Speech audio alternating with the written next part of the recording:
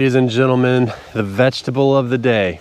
This is a vegetable that I have a love-hate relationship with.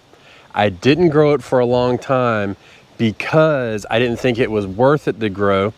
I still don't think it's really worth it, but I'm gonna grow it anyways, and I'll get into that.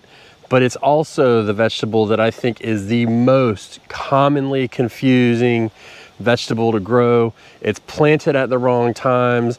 It's the wrong varieties are grown, all that stuff. I'm gonna give you about 5 seconds. Put your guess down below what you think it is.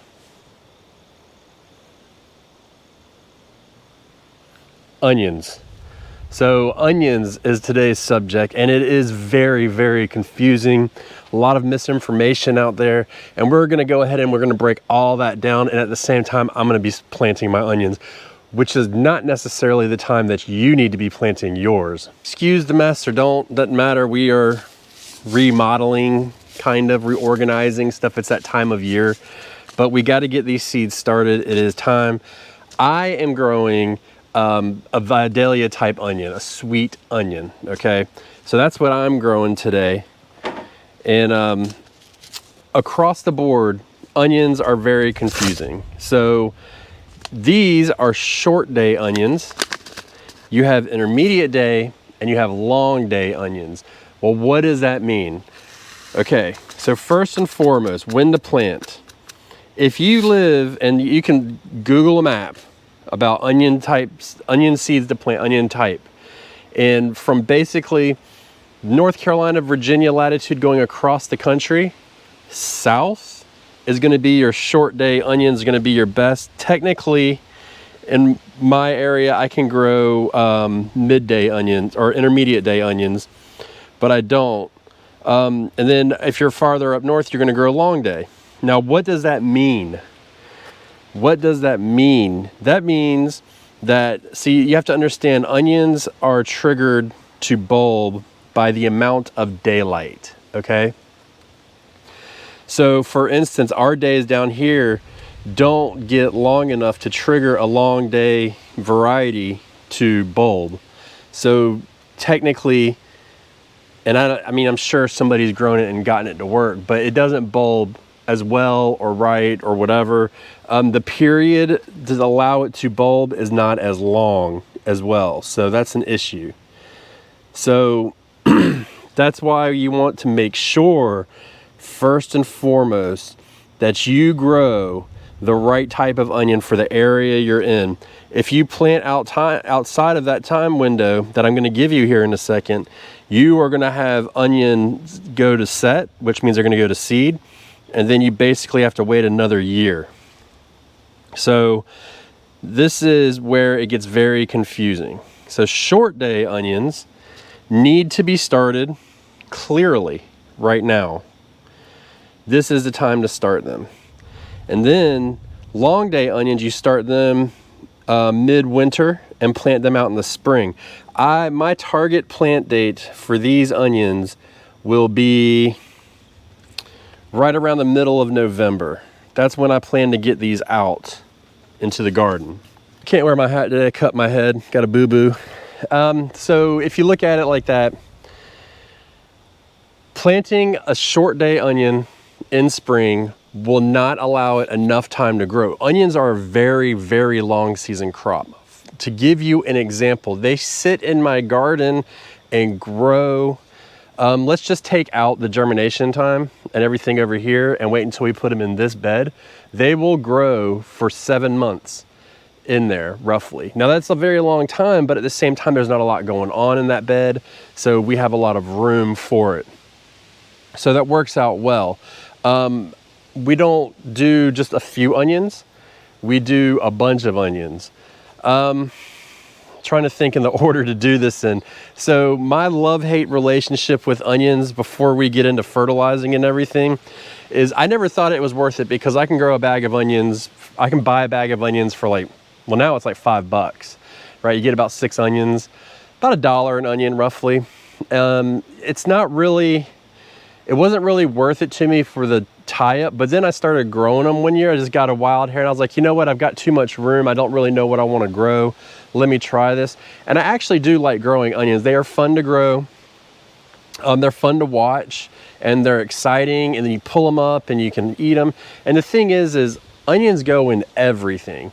I mean, every recipe starts with an onion, right? Saute an onion, saute an onion. Like, damn, I gotta saute another onion? Yeah, saute an onion. I mean, it's crazy. So yeah, it absolutely does do the trick. And that's why I have a love-hate relationship, and potatoes fall in that category as well, where they were just so cheap. We didn't really want to grow them, but it kind of worked out to where it's like, hey, we got to, you know, we have the space, let's do this. Okay, so as far as planting onions go in the seed cells, what I do is I put anywhere from 3 to 10 seeds in each cell. I don't get really crazy with most plants I put 3 in. With these, I just put them in. It doesn't really matter. We will start enough seeds in this tray right here. This is a 50 cell tray. We will start probably at minimum 200 to 300 seeds in here. The deal is onions are the roots are extremely sturdy. So you can tease them apart from these cells. And if you grow, you know, usually you're thinning them because you can't, it's really hard to tease out tomato plants, right? You can damage the roots, all that stuff, peppers, all that.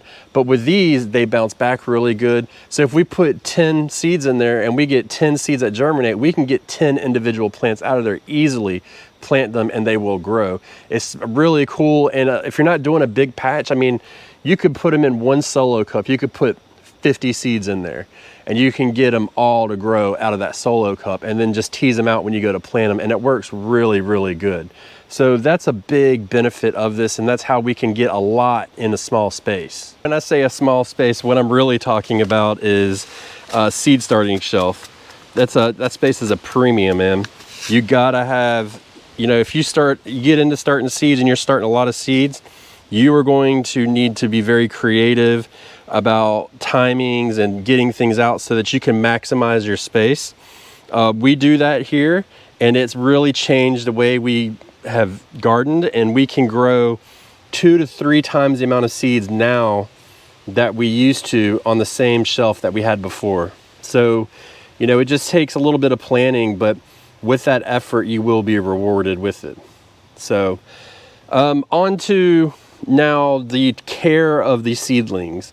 So you'll see this in the upcoming videos. I'll keep you posted, and we'll be doing it on here and stuff like that. All these tasks will take like seconds to do. It's not that big a deal. But what we want to do is you want to encourage the biggest greens possible for the onion. So for the next couple months, we're not focusing on growing a bulb at all. What we're focusing on is growing onions. And this is what makes onions so cool, is they're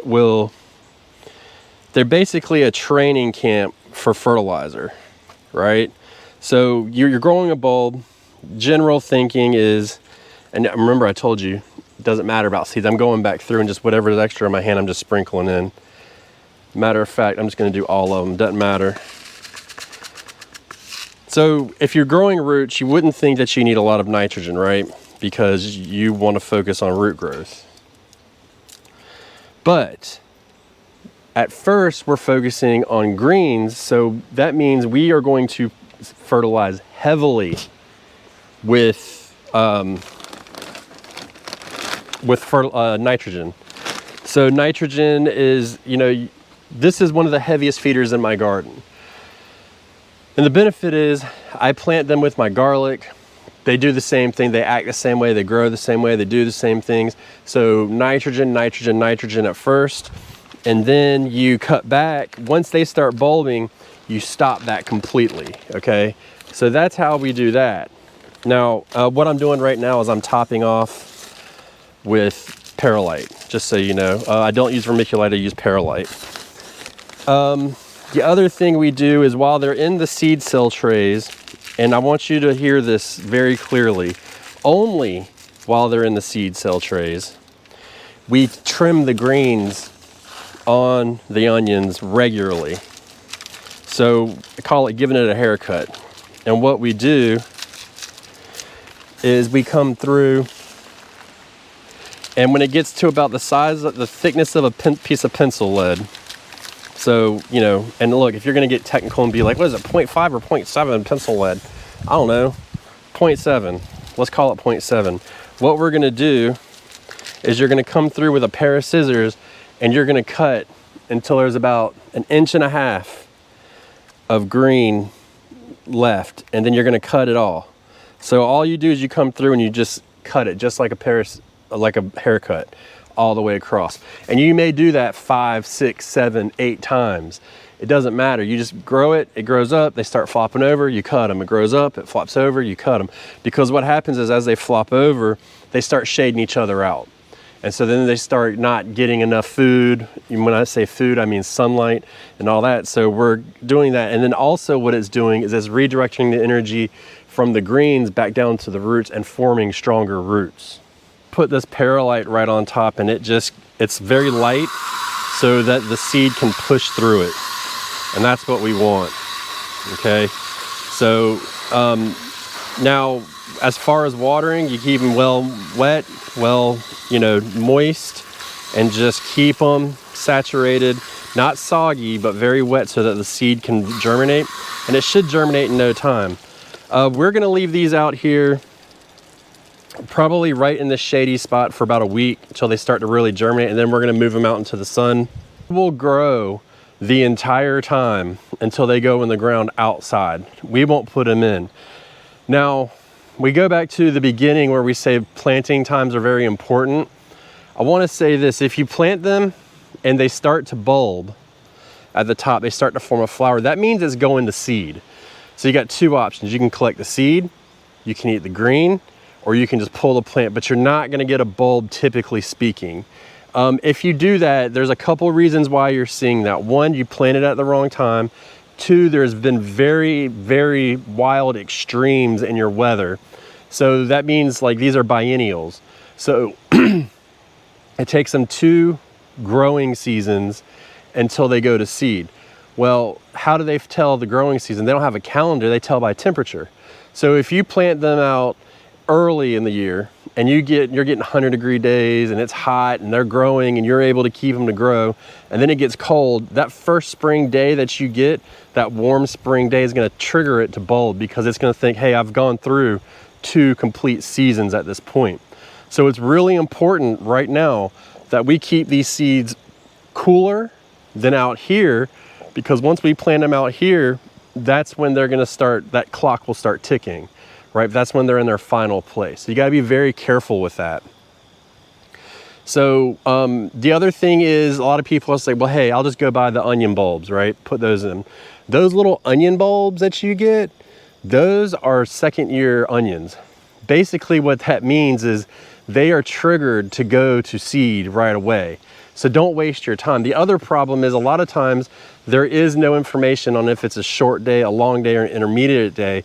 And this kind of goes back to some of the other videos we've done in the past, which a lot of you came from, which I appreciate, a lot of you watched. It's there to take your money.